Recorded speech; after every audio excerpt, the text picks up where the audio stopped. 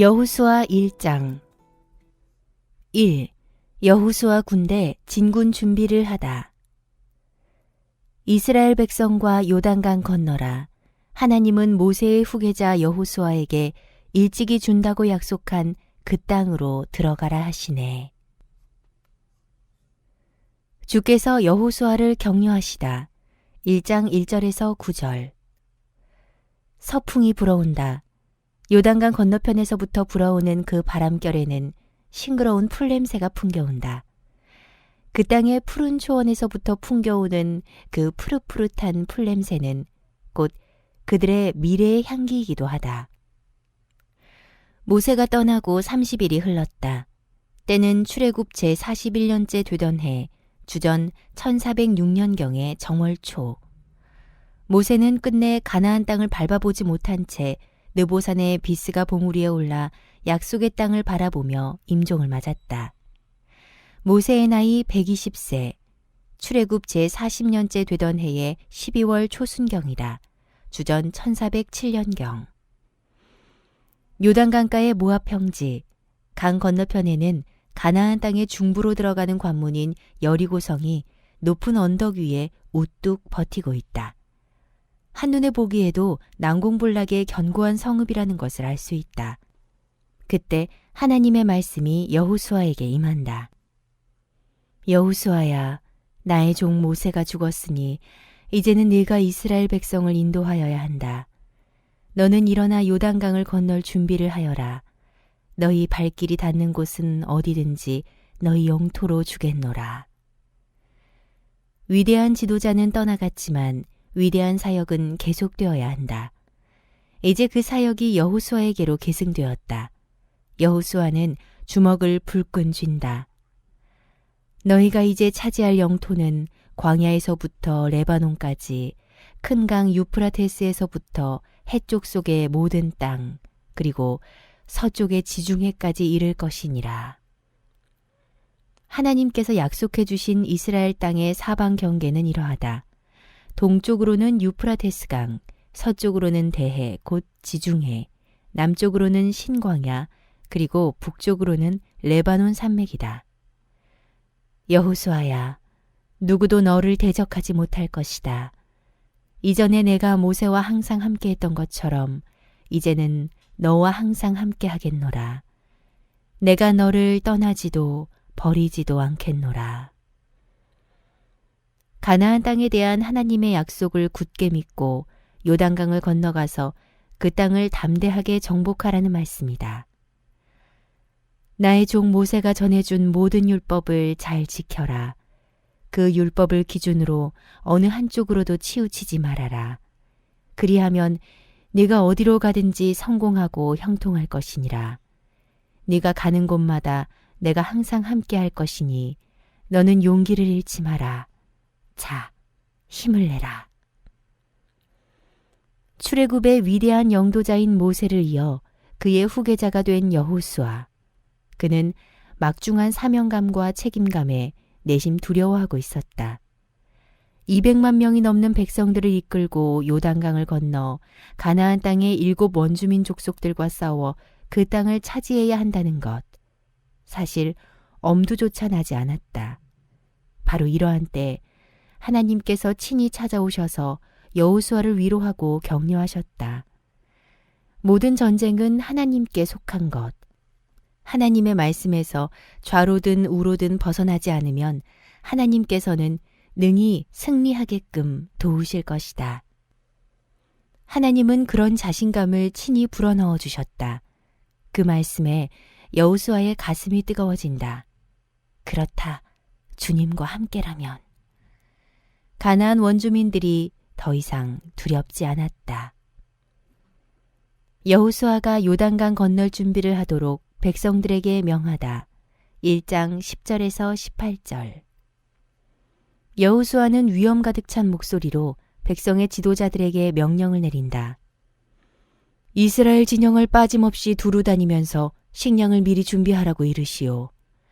지금부터 사흘 안에 요단강을 건너 하나님께서 우리에게 주신 가나안 땅으로 들어가게 될 것이니 백성들에게 그리 전하시오. 여호수아의 명에 따라 마침내 요단강을 건너 가나안 땅에 입성할 날짜가 정해졌다. 그날은 출애굽 제41년째 되던 해 주전 1406년경의 정월 1월 7일, 그러니까 지금부터 3일 후다.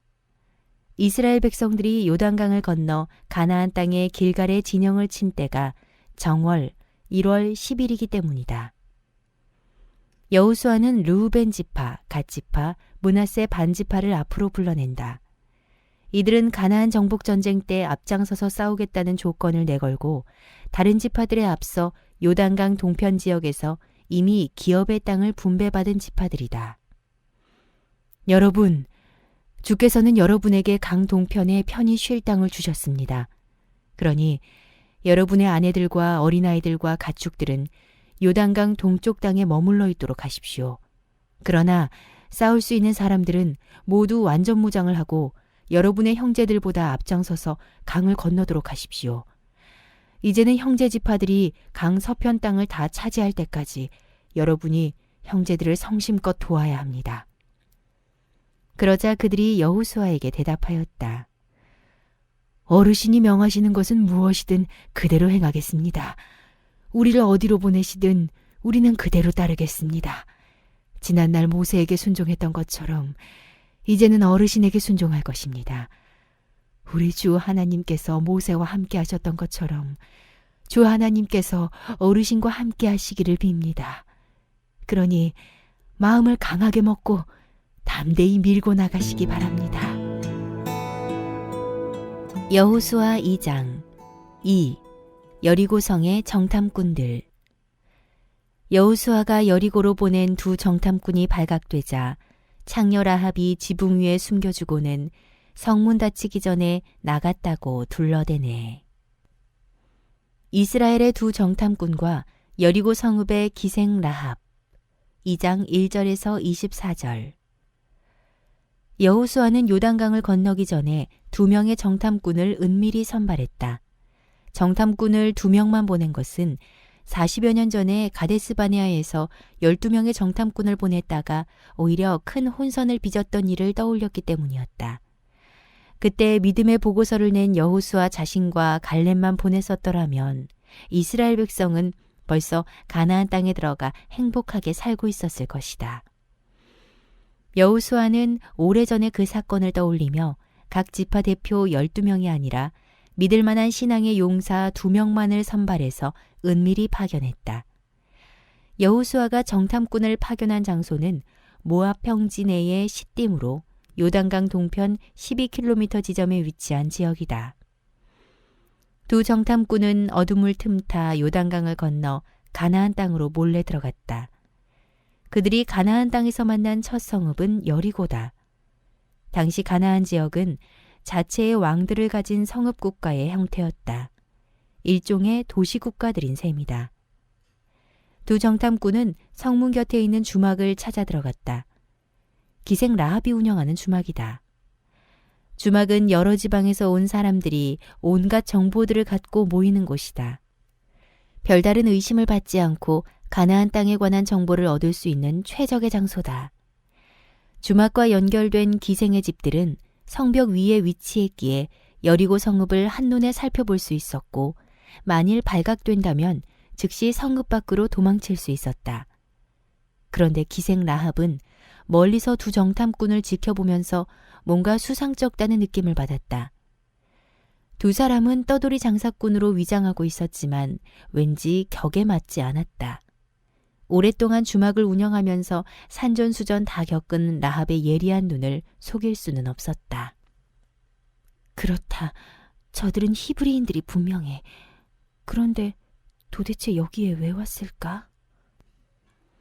그녀는 이집트를 탈출한 히브리 민족에 대해 소문을 들어 잘 알고 있었다. 이스라엘의 신 여호와에 대해서도 익히 들었다. 이집트의 파라오를 굴복시킨 신, 홍해를 둘로 가른 신, 200만 이스라엘 백성을 40년 동안 광야에서 먹이시고 인도하신 신. 라합은 평소 이스라엘의 신 여호와에 대한 동경심과 아울러 두려운 마음을 품고 있었다. 요단강 근처 여리고 성읍 맞은편의 모압 평지까지 다다른 이스라엘 백성들이 조만간 가나안 땅으로 진격해 올 것이라는 소문도 익히 듣고 있었다. 그렇다면 저들은 이스라엘의 정탐꾼들임이 분명해. 이 일을 어쩌지? 고발을 해야 하나? 모른 채 해야 하나? 숨겨주어야 하나? 한편 여리고 성읍의 왕과 군사들은 요단강 건너 모압 평지에 진을 친 이스라엘 백성들의 동태에 촉각을 곤두세우고 있었다. 그런 상황에서 요단강을 건넌 두 정탐꾼은 은밀하게 움직이려 했었지만 그 수상쩍음이 이내 포착되고 말았다. 누군가의 신고로 두 정탐꾼의 위치가 발각된 것이다. 여리고 왕은 즉시 기생 라합의 집으로 군사들을 보냈다. 라합의 주막에 도착한 군사들은 쿵쾅쿵쾅 세차게 문을 두드렸다. 내 주막에 들어온 자들은 지금 어디 있느냐? 그 자들은 우리 성읍을 살피러 온 이스라엘의 정탐꾼들이다. 그 자들을 당장 데려오너라. 라합은 시침을 뗐다. 네. 수상한 자들이 우리 주막에 들어온 것은 맞습니다. 하지만 그들이 이스라엘의 정탐꾼인지는 정말 몰랐습니다. 그 자들은 해질녘 성문이 닫히는 시각에 떠났습니다. 어디로 갔는지는 모르겠습니다. 여리고 군사들은 한시가 급하다고 생각했는지 급히 요단강 쪽으로 달려갔다. 그들이 멀찌감치 사라진 뒤에야 라합은 지붕 위로 올라갔다.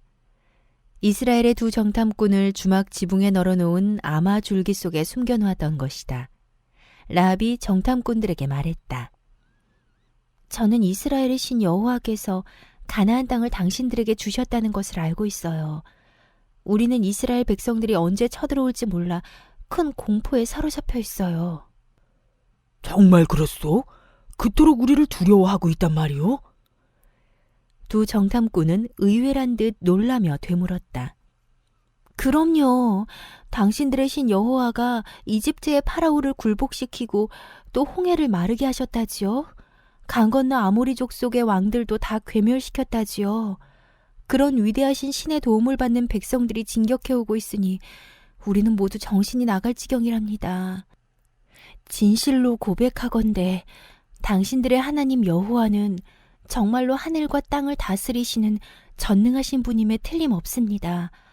저는 그 사실을 조금도 의심치 않고 굳게 믿습니다. 기생 라합은 이스라엘의 하나님에 대한 소문을 그냥 흘려보내지 않았다. 소문을 귀에 담고 가슴에 담아 이스라엘의 신 여호와는 분명 전능하신 신임을 확신했다. 그런 믿음이 있던 차에 이스라엘 정탐꾼들을 만나게 되자 라합은 자신의 믿음대로 행동했던 것이다. 이제 라합이 이스라엘의 정탐꾼들에게 부탁한다. 두 분을 숨겨준 것이 은혜가 된다면 두 분도 저와 우리 집안에 은혜를 베풀겠다고 여호와의 이름으로 맹세해 주세요. 여리고 성읍이 함락되는 날에 저와 제 부모와 형제 자매, 집안 식구들의 목숨을 살려주세요. 아무럼요. 잘 알겠소. 그대가 목숨 걸고 우리 생명을 지켜주었듯이 우리도 목숨 걸고 반드시 그대의 생명을 지켜드리겠소. 다만 조건이 있소이다. 네? 어떤 조건이신지요? 우리가 지금까지 한 일에 대해 끝까지 비밀을 지켜주시오. 여리고 성읍이 함락될 때까지 입을 굳게 다물어준다면 여호와께서 이 성읍을 함락시킬 때 그대가 부탁한 대로 그대와 그대 집안에 은혜를 베풀 것이오. 여호와의 이름으로 맹세하는 바이오. 네, 잘 알겠어요. 끝까지 비밀을 지키겠어요. 라합의 집은 성벽 위에 자리하고 있었다. 주전 15세기 무렵의 여호수아 시대에 여리고 성읍은 4에서 5미터 간격을 두고서 두 겹으로 성벽을 쌓아 올렸다. 사람들은 두 성벽 사이에 큰 대들보를 올려놓고 그 위에 집을 짓고 살기도 했다. 라합의 주막도 그런 집들 중 하나였는데 외곽 성벽 쪽으로 창문이 있었다. 라합은 이스라엘의 정탐꾼들에게 다짐을 받은 뒤 창문 밖으로 밧줄을 길게 늘어뜨려 그들을 성벽 아래로 내려보냈다. 그리고 당부의 말을 잊지 않았다. 추적자들에게 발각당하지 않으려면 요단강 쪽으로 가시지 마시고 산으로 올라가세요. 거기에 사흘 동안은 꼼짝 말고 숨어 있어야 합니다. 그런 다음에야 당신들의 진영으로 돌아가도록 하십시오. 정탐꾼들이 고개를 끄덕이며 라합에게 마지막 인사를 했다. 오늘 일은 매우 고맙소. 이스라엘이 이 땅으로 진격해 들어올 때 당신이 우리를 탈출시켜준 이 창문에 붉은 밧줄을 꼭 메어두시오. 그대의 온 가족과 친척을 모두 그대의 집에 모여있게 하시오. 반드시 그래야 하오. 붉은 물감으로 염색된 밧줄은 멀리서도 눈에 잘 띈다. 라합과 그녀의 가족은 창문에 매단 붉은 밧줄로 인해 생명을 건지게 될 것이다. 라합은 두 정탐꾼을 성벽 아래로 내려보냈다. 밧줄을 타고 무사히 여리고 성벽을 내려간 두 정탐꾼. 그들은 어둠 속으로 표표히 사라졌다. 라합은 즉시 붉은 밧줄을 창문에 매달았다. 두 정탐꾼들은 여리고 군사들의 추적을 피해 사흘을 산속에서 은신한 뒤 어둠을 틈타 요단강을 건너 이스라엘 진영에 무사히 다다랐다. 정탐꾼들은 가나안 땅에서 보고 듣고 탐지한 사실을 낱낱이 보고했다. 기생 여인에 대해서도 자초지종 보고했다. 그들은 확신에 넘쳐 힘주어 말한다. 여러분, 주께서 가나안 땅 전체를 우리 손에 넘겨주신 것이 분명합니다. 여리고 주민들은 여호와의 크신 권능에 모두 겁에 질려 간담이 녹아버린 사람들로 보입니다. 여리고 성읍의 군사들과 주민들이 겁에 질려 떨고 있다는 보고에 여호수아는 흡족한 표정을 지었다. 이스라엘 백성들도 그 소식을 듣고는 사기가 충전했다. 여호수아 3장 3. 요단강을 건너다. 요단강 건너려고 진영 떠났으나 추수절이라 출렁출렁 넘치는 강물. 앞서가던 제사장들이 발을 담그자 흐르던 강물이 갑자기 멈추네. 이스라엘 백성들이 마침내 요단강을 건너다. 3장 1절에서 17절. 여호수아는 일찍 깨어났다. 그리고는 백성들을 향해 오랫동안 머물던 모압 평지의 시딤을 떠나 요단강으로 출발할 것을 명한다. 시딤은 모압 평지 내의 넓은 골짜기로 요단강 동편 12km 지점에 위치해 있다. 요단강에 이른 백성들은 빠르게 굽이굽이 흘러가는 강물을 바라보며 그곳 강변에 진을 쳤다. 그로부터 사흘 후 지도자들이 진영을 두루 다니면서 여호수아의 명령을 전달한다. 다들 주목하시오. 이제 제사장들이 앞서서 여호와의 언약궤를 메고 요단강으로 들어갈 것이오. 여러분들은 제사장의 뒤를 따르시오. 언약궤와는 2000규빗쯤 떨어져 뒤를 따르도록 하시오. 절대로 언약궤 가까이에 가지 마시오. 2000규빗은 대략 900m다. 언약궤는 거룩하신 하나님의 임재를 상징하는 성물이기에 일정한 거리를 두고 따라야 했다. 요단강을 건너기 직전 여호수아가 백성들에게 당부한다. 여러분은 몸가짐을 정결하게 하시오. 내일 주께서 아주 놀라운 일을 행하실 것입니다. 율법에 따르면 백성들은 옷을 빨거나 몸을 씻음으로써 그리고 여인을 가까이 하지 않는 금욕을 통해서 자신을 성결케 해야 했다. 요단강을 건너기 전날 밤 주께서 여호수아에게 말씀하신다. 두려워 마라. 온 백성들이 지켜보는 가운데 너를 지도자로 높여주겠노라. 내가 모세와 함께했던 것처럼 너와 함께한다는 사실을 그들로 알게 할 것이다. 요단강 도하의 날이 밝아왔다. 때는 출애굽 제41년째 되던 해 주전 1406년경에 정월 10일. 출애굽한 때로부터는 만 40년에서 4일이 모자라는 날이다. 그날에 여호수아가 요단강변에 서서 백성들에게 말한다. 여러분, 마침내 우리는 요단강을 건너 약속의 땅으로 들어갑니다.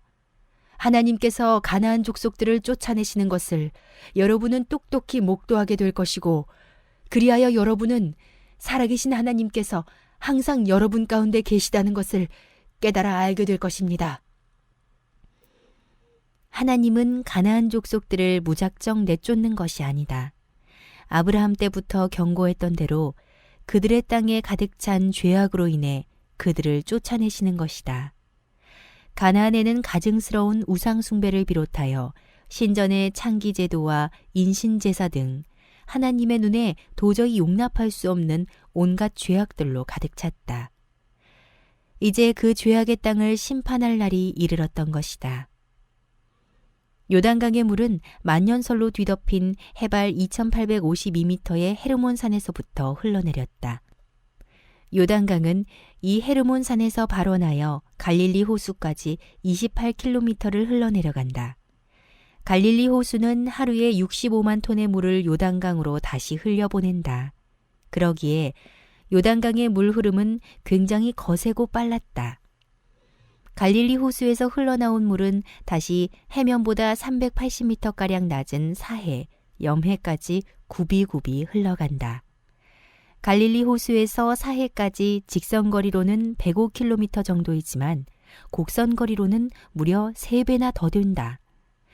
요단강은 이렇게 빠른 물줄기가 굽이굽이 길게 흘러내려가는 팔레스타인 최대의 강이다. 이스라엘 백성들은 장막을 거두고 요단강을 건널 채비를 갖추었다. 언약궤를 운반하는 제사장들이 가장 먼저 요단강으로 출발했다. 당시는 추수 때여서 강물이 2개 넘실댈 정도로 많았다. 팔레스타인에서 밀이나 보리를 거두는 시기는 4에서 5월경. 이때는 봄비가 내리고 요단강의 근원인 헤르몬산의 눈이 녹아내려서 강물이 크게 불어난다. 그 무렵에는 강폭이 20에서 30m가량, 깊이가 3, 4m 정도여서 걸어서 요단강을 건너가는 것은 불가능했다. 언약궤를 운반하는 제사장들이 요단강에 이르렀다. 세찬 강물이 강둑에 넘실대고 있었다. 제사장들은 잠시 망설인다.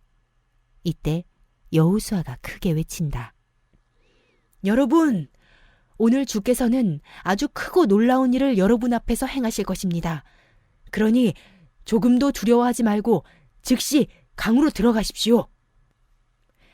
그 말에 용기를 낸 제사장들이 조심스럽게 강물에 들어선다. 물이 빠르고 차갑다. 이대로라면 물살에 휩쓸리겠지만 믿음으로 단련된 제사장들이 언약궤를 메고 죽으면 죽으리라는 심정으로 강물에 발을 들여놓는다. 온전한 믿음의 모습이다. 언약궤를 맨 제사장들의 발이 요단 강물에 막 닿았을 때였다. 강물에 이상한 흐름이 나타났다. 이럴 수가. 하나님. 빠르고 거칠게 흘러내리던 강물이 거짓말처럼 뚝 멈추는 것이 아닌가. 아라바 바다 곧 사해, 염해로 흘러내려가는 물줄기가 완전히 끊겼다. 멀리 위쪽 사르단 근처에 아담 성읍에 거대한 둑이 생기더니 그 안에 흘러내리던 강물이 모이기 시작했다. 그러자 이스라엘 백성이 건너려고 했던 강물은 순식간에 마른 개천이 되고 말았다. 사르단은 여리고 북방 20km 지점에 요단강 기슭에 있는 성읍이다. 이때 이스라엘 백성들은 사해에서 북쪽으로 9km 정도 떨어진 지점에서 요단강을 건넌 것이다. 이곳을 건너 곧장 앞으로 나아가면 가나안 중부로 들어가는 관문인 여리고 성읍이 나타난다. 와, 보라! 요단강 물이 뚝 끊겼다! 일찍이 출애굽 때 모세의 지팡이를 통해 홍해가 둘로 갈라진 것처럼 입 가나안 때에도 하나님은 요단 강물을 끊는 놀라운 이적을 행하셨다. 강물의 흐름이 끊기자 백성들은 요단강을 건너기 시작했다. 언약궤를 맨 제사장들은 강을 통과하지 않고 강 한가운데에서 마른 땅을 밟고 굳건하게 서 있었다. 하나님 임재와 동행의 상징인 언약궤가 강물의 흐름을 단단히 틀어막고 있음을 보여주는 광경이다. 언약궤를 맨 제사장들이 요단 강물의 흐름을 막고 있는 동안 백성들은 마침내 약속의 땅을 밟는다. 하나님께서 조상 아브라함에게 가나안 땅을 주시겠다고 약속하신 때로부터 686년, 근 700년이 흐른 시점이다. 오랜 세월이 흐르고 흘러 마침내 약속이 성취되는 감격적인 순간이다. 가나안 땅을 밟은 이들 중에는 환희에 젖어 감격의 울음을 터뜨리는 이들도 적지 않았다. 여호수아 4장 4. 길갈에 기념비를 세우다. 요단강 건너자 지파마다 한 사람 뽑내 강바닥에서 돌 한 개씩 가져와라. 영원히 기념할 비석을 세우기 위해 각 지파의 돌을 그들이 묵을 땅에 놓네. 가나안 땅 길갈에 12개의 기념돌을 세우다. 4장 1절에서 24절. 요단강을 무사히 건넌 이스라엘 백성들. 그들은 감격스런 표정으로 건너온 강물을 바라보고 있다. 아직도 강물의 흐름은 끊겨 있다. 참으로 신기한 현상이다. 여호수아는 이스라엘 각 지파를 대표하여 한 사람씩 모두 12명을 선출한다. 여러분은 언약궤가 있는 강 한가운데로 가서 돌 하나씩을 집어 어깨에 메고 나오시오. 이스라엘의 지파 수대로 모두 12개의 돌이 될 것이오. 주께서 요단강 가운데서 12개의 돌을 취하여 대대로 기념물로 삼으라고 여호수아에게 명하셨기 때문이다. 그 이유는 분명하다. 기념비는 그것을 세운 사람들보다 오래 남는다. 그래서 기적을 목격한 사람들이 없어진 이후에도 기념비는 오고 오는 모든 후손에게 지난 사건의 놀라운 스토리를 계속해서 들려주게 된다. 말하자면 기념과 기억의 돌들이다. 이스라엘 백성들은 지파수대로 12개의 돌을 가져와 자기 진영에 세워놓았다. 그리고 제사장들이 서 있는 요단강 한가운데에도 12개의 돌을 세웠다. 강물의 흐름을 끄는 하나님의 위대한 사역을 오래도록 기억하고 기념하기 위해서였다. 또한 하나님께서 행하신 기적을 다음 세대들에게 대대로 전달하기 위해서였다. 강물의 흐름이 끊긴 자리, 요단강 중앙의 마른 땅에 우뚝 세워진 커다란 12개의 돌들은 과연 볼만했다. 언약궤를 맨 제사장들은 주께서 여호수아에게 명하신 일을 다 완수할 때까지 요단강 가운데에 그대로 서 있었다. 백성들은 서둘러 강을 건넜고 강 가운데서 돌을 취하여 진영으로 옮겼다. 이스라엘 백성들이 요단강을 건널 때 르우벤 지파, 갓 지파, 므낫세 반 지파의 용사들은 약속대로 무장한 채 앞장서서 건넜다. 그들은 요단강 동편에서 먼저 땅을 분배받는 조건으로 가나안 정복 전쟁에 앞장서기로 약속을 했던 것이다. 대략 4만 명에 달하는 두 지파 반의 무장한 군사들이 앞장서서 요단강을 건너 여리고 평원으로 들어섰다. 요단강을 건너는 날 주께서는 여호수아를 큰 지도자로 우뚝 세우셨다. 그래서 백성들은 모세를 존경하고 따랐듯이 이제는 여호수아를 존경하고 따르게 되었다. 언약궤를 맨 제사장들은 아직도 요단강 한가운데 서 있었다.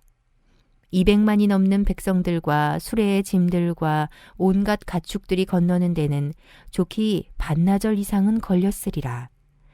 언약궤를 맨 제사장들은 순종과 인내심으로 오랜 시간을 버텨내야 했다.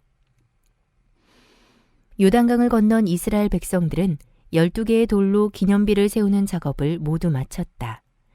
가나안 땅의 이스라엘 진영에 세워진 12개의 돌, 요단강 한가운데의 바닥에 세워진 12개의 돌, 기둥처럼 우뚝 서 있는 도합 24개의 돌들은 하나님의 놀라운 권능의 흔적을 뚜렷이 보여주고 있었다. 여호와의 언약궤를 맨 제사장들이 마침내 요단강에서 올라와 마른 땅을 밟았다. 그 순간 요단강 물은 예전처럼 강둑을 넘실대며 세차게 아래로 흘러내려가기 시작했다. 이리하여 요단강 도하 작전은 성공적으로 마무리되었다. 요단강을 건넌 날은 출애굽 제41년째 되던 해 주전 1406년경의 첫째 달 10일이다. 출애굽 만 40년에서 딱 4일이 모자라는 날로 이날은 6월절에 사용할 어린 양을 준비하는 날이다. 이스라엘 백성들은 가나안 땅 여리고의 동쪽 경계 지역인 길갈에 진을 쳤다. 요단강 언덕에서 8km가량 떨어진 곳이다. 이후 여호수아는 이곳을 교두보 삼아 가나안 정복 전쟁을 개시하였다.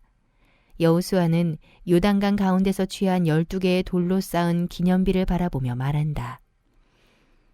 여러분, 후일의 자손들이 이 돌들의 의미가 무엇입니까? 하고 물으면 아들아, 하나님의 크신 이적으로 우리가 마른 땅을 밟고서 이 요단강을 건넜단다 하고 대답하십시오. 우리 주께서는 조상들에게 약속하신 대로 가나안 땅을 주시기 위해 요단강물을 끊으시고 우리 모두를 무사히 건너게 해주셨습니다. 주께서 그렇게 하신 것은 주의 권능이 얼마나 크고 강한지를 온 세상에 알리고 주 하나님께 항상 경외하는 마음을 갖고 살게 하기 위함입니다. 요단강의 맨바닥을 발로 밟고 건넌 사건. 이 사건으로 인해 이스라엘 백성들은 이후 전개될 가나안 정복전쟁에서 하나님께서 손수 진두지휘하실 것이라는 강한 확신을 갖게 되었고, 이 일을 전해 들은 가나안 땅의 원주민들은 여호와 하나님의 위대하신 권능에 더욱 두려운 마음을 품게 되었다. 여호수아 5장 5. 할례와 유월절. 부싯돌 칼로 할례 행해라. 이스라엘 백성들은 광야에서 행하지 못한 할례를 한 후 처소에서 아물기를 기다리네. 이스라엘 백성들이 길갈에서 할례를 시행하다. 5장 1절에서 9절. 아니, 뭐라고? 요단강물이 끊기고 강바닥을 발로 밟고 건넜다고? 아니, 세상에 어찌 그럴 수가. 이스라엘의 신 여호와가 자기 백성들이 요단강을 다 건널 때까지 강물의 흐름을 끊고 강바닥을 바싹 말리셨다는 소식을 들은 가나안 땅의 모든 왕들과 주민들은 하나같이 경악하고 당황스러워했다. 그러한 때 주께서 여호수아에게 명하신다. 너는 돌칼을 만들어서 이스라엘 사람들에게 할례를 베풀도록 하여라. 할례는 남성 생식기의 끝부분을 덮고 있는 표피를 제거하는 시술행위다. 대적을 눈앞에 두고 할례를 시행하라는 하나님의 명령. 그것은 전쟁의 승패가 온전히 하나님의 손에 달려있다는 것을 보여준다. 또한 그것은 불순종하는 옛삶을 끊어내고 거룩하고 신실한 백성으로서 새로운 삶을 시작하라는 의미다. 여호수아는 뾰족한 돌로 예리한 칼을 만들어 모든 남자들에게 빠짐없이 할례를 시행하게 했다. 일찍이 하나님은 이스라엘의 조상 아브라함에게 할례를 명하시고 주전 2067년경 할례를 언약의 증표로 삼으셨다. 옛사람을 끊고 하나님의 백성으로 새롭게 태어나고 출발하는 것을 상징하는 증표다. 그 이후로 이스라엘의 모든 남아는 생후 8일째에 하나님의 백성 된 증표로 반드시 할례를 받아야 했다.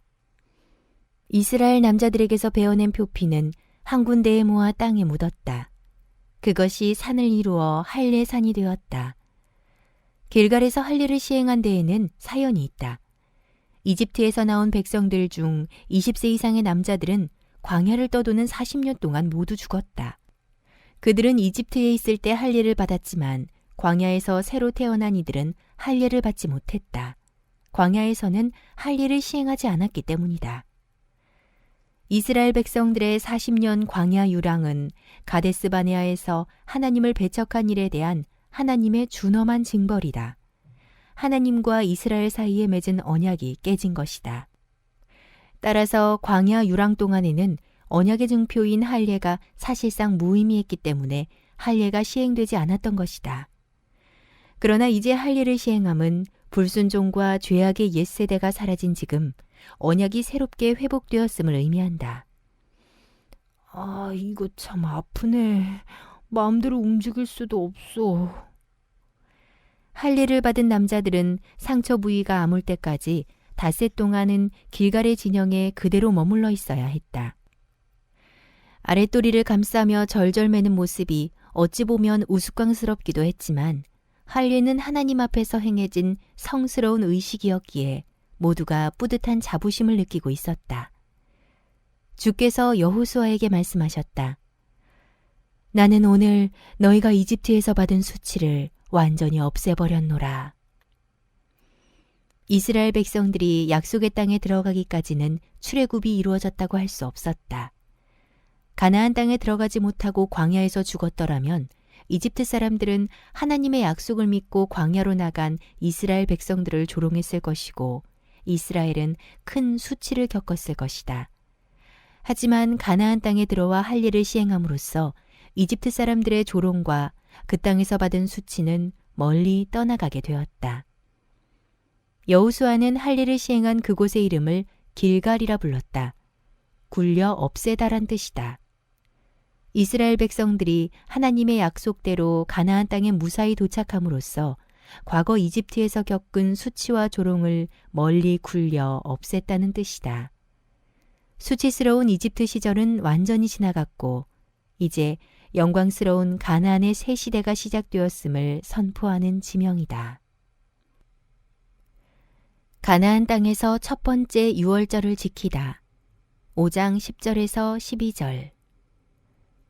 유월절은 이스라엘 백성들이 이집트에서 해방된 날, 곧 출애굽을 기념하는 절기이다. 40년 전, 주전 1446년경의 정월 1월 14일 저녁, 즉 출애굽 전날 저녁에 그들은 이집트 땅 고센에서 첫 유월절을 지켰었다. 이제 출애굽한 지 41년째 되던 해, 주전 1406년경의 정월 14일 저녁, 이스라엘 백성들은 요단강을 건너 약속의 땅 가나안에 들어와 여리고 평원의 길갈에 진을 치고 유월절을 지켰다. 모두 감격에 겨워 어린 양을 잡아 가족 이웃과 함께 나눠 먹으며 유월절을 축하했다. 유월절 밤을 기쁘게 지낸 다음 날에는 가나안 땅에서 생산된 누룩 넣지 않은 빵과 볶은 곡식을 먹었다. 만나만큼 달콤하고 부드러운 맛은 아니지만 그런대로 먹을만 했다. 가나안 땅의 소산물로 식사를 챙긴 다음 날, 늘 그랬던 것처럼 아침거리를 장만하러 장막 밖으로 나갔던 여인들은 만나를 발견할 수가 없었다. 여태껏 만나가 내리지 않은 날이 없었고 여호수아도 만나에 대해서 별다른 말이 없었다. 그런데 갑자기 더 이상 만나를 주울 수가 없게 된 것이다. 만나가 없어. 이제 더 이상 하늘에서 만나가 내려오지 않아. 백성들은 40년 동안 내려오던 만나가 중단되었음을 알았다. 만나는 가시 열매처럼 생겼는데 색깔은 하얗고 꿀을 섞어 만든 과자 맛이다. 가시는 물가에 사는 높이 50에서 60cm가량의 미나리과 1년생 초목인데 열매는 직경 3mm 되는 백색의 작고 둥근 알맹이다. 그러니까 쌀과 비슷하게 생겼다. 만나는 출애굽 원년 주전 1446년 2월 15일에 처음 내려왔고 출애굽 41년 주전 1406년 1월 15일에 뚝 그쳤다. 그러니까 하늘 음식인 만나는 만 40년에서 한 달 모자라는 오랜 기간 동안 광야를 지나는 그 세대의 이스라엘 백성들에게만 특식으로 제공되었던 하늘나라표 메뉴였던 것이다. 하늘 양식인 만나가 백성들의 진영 가운데 특정한 날에 호련히 내려오기 시작했고 특정한 날에 뚝 그쳤다는 것은 분명한 교훈을 준다. 만나는 결코 우연이거나 자연현상이 아니라 하나님께서 광야의 백성들을 위해 특별히 베푸신 초자연적인 하늘 음식이었다는 사실이다. 하지만 이제는 가나안 땅에 들어와 그 소출의 음식을 먹을 수 있게 되었으므로 하늘의 음식인 만나는 더 이상 제공될 필요가 없었다. 그래서 만나가 그친 것이다. 만나. 앞으로 살아가면서 우리는 한없이 만나를 그리워하게 될 거야. 이스라엘 여인들은 만나를 구하러 밖으로 나갔다가 아무것도 얻지 못하고 빈 바구니로 장막에 돌아가면서 그렇게들 생각했다. 여호수아가 여호와 군대의 총사령관을 만나다. 5장 13절에서 15절. 길갈에서 할 일을 시행하고 유월절 행사를 마친 후 여호수아는 가나안 정복 전쟁을 수행하기 위해 여리고로 향했다. 5,000년 정도의 역사를 지닌 오래된 성읍 여리고. 가나안 중부의 도시 국가로 비옥한 평야지대로 들어가는 관문이다. 여리고 성읍과의 전쟁. 이 전쟁은 어느 쪽이 이기고 지느냐에 따라 가나안 전체 지역에서의 승패를 가늠하게 된다. 여리고는 그만큼 전략상 매우 의미 있는 요충지였다. 여호수아는 깊은 상념에 잠긴다. 가나안 땅을 정복해서 여호와 중심의 신정 국가를 세운 후 그 나라를 다음 세대에게 물려주는 것이 그에게 주어진 막중한 책무였다. 그래, 가나안 영토의 중간 부분부터 쳐야 한다. 모세의 후계자 여호수아의 눈썰미는 정확했다. 가나안 땅의 허리 부분인 중부 지역을 공략하여 남북을 갈라놓아야만 가나안 족속들의 협력이 끊어지게 된다. 여호수아는 저 멀리 여리고 성읍을 바라보며 깊은 생각에 잠겼다. 가파른 경사지 위에 우뚝 세워진 여리고 성읍. 누가 보기에도 난공불락의 견고한 성읍이었다. 싸늘한 바람이 불어왔다. 강 건너편에서 맡았던 싱그러운 풀냄새가 코끝에 바짝 안긴다. 여호수아는 여리고 성읍을 더 자세히 관찰하고 싶었다. 그래서 주변을 경계하며 성 가까이에 이르렀다. 그런데 도대체 언제 다가온 것일까? 인기척에 고개를 들어보니 풍채당당한 사람이 손에 칼을 빼든 채 앞길을 막으며 우뚝 서 있는 것이 아닌가. 얼핏 보기에도 예사 사람이 아니다. 여호수아는 크게 놀랐지만 곧바로 평정심을 유지하며 침착하게 묻는다. 누구요? 그대는 우리 편이요, 적의 편이요? 어느 쪽도 아니니라.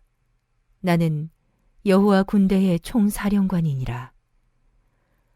그 말에 여호수아는 얼른 땅에 엎드려 절하고 정중히 말한다. 오, 주여, 주께서 당신의 종에게 이르실 말씀이 무엇이옵니까? 여호수아야, 내가 서 있는 곳은 거룩한 곳이니 신발을 벗어라. 순간 여호수아는 자신을 강력하게 이끄는 힘을 느꼈다. 당연히 하나님의 영, 곧 성령이시다. 당시 신발은 지배자들이나 자유인만 신었고 종이나 노예들은 맨발이었다. 따라서 여호수아를 향해 신을 벗으라고 했다는 것은 자신과 여호수아가 어떠한 관계인지를 그대로 보여주는 말이다. 여호수아는 즉시 신발을 벗는다. 여호와 군대의 총사령관, 여호수아에게 경배를 받았고 그가 서 있는 땅은 거룩한 곳이라는 사실로 미루어 그는 분명 하나님이시다. 삼위일체 하나님 중에서도 구약시대에 때때로 육신을 입고 나타나신 제2위 성자 하나님, 곧 메시아 예수다. 예수님은 성육신하기 이전의 구약시대에도 이스라엘의 주요 고비마다 등장해서 자기 백성들에게 도움을 베푸셨다. 이스라엘 역사에 도움이 필요한 시기와 가장 필요한 상황에 가장 적절한 모습으로 나타나셨다. 여호와 군대의 총사령관으로서 그분은 단순히 전쟁을 지휘하기 위해 온 것이 아니다. 보라, 그는 칼을 빼들고 서 계셨다. 친히 싸우겠다는 뜻이다. 이스라엘을 위해 직접 싸워주시겠다는 것이다. 그렇다. 오래전에 아브라함에게 이 땅을 주겠다는 그 약속을 성취시키기 위해 손수 싸우러 온 것이다. 여리고 전투를 앞두고 이스라엘 군대를 위해 이스라엘 군대와 함께 싸우기 위해 찾아오신 것이다.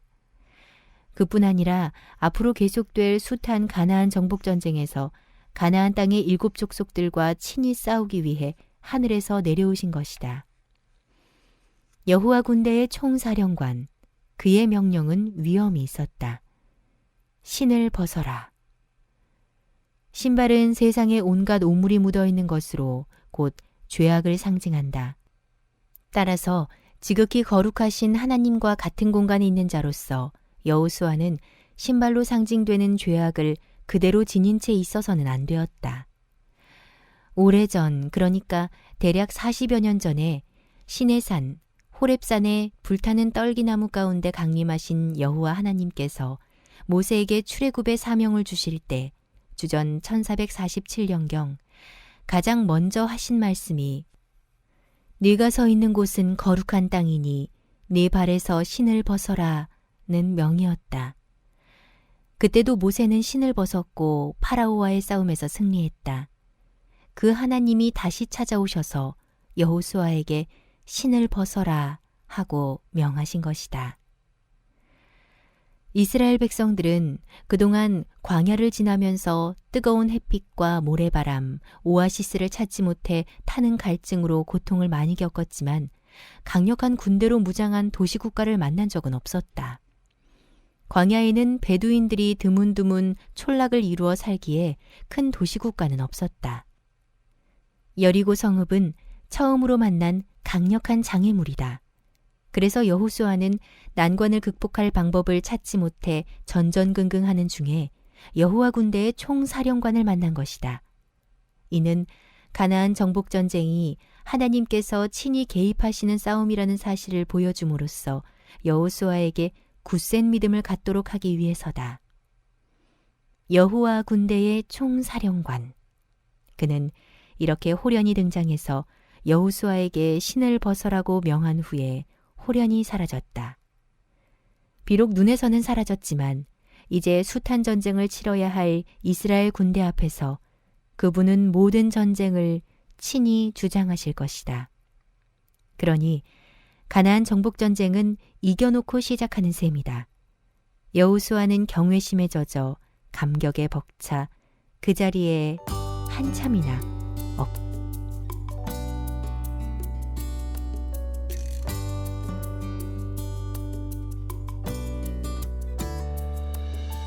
스토리텔링 성경 여호수아 사사기 룻기 김영진 강정훈 천종수 지음 성서원 출판 신송이 낭독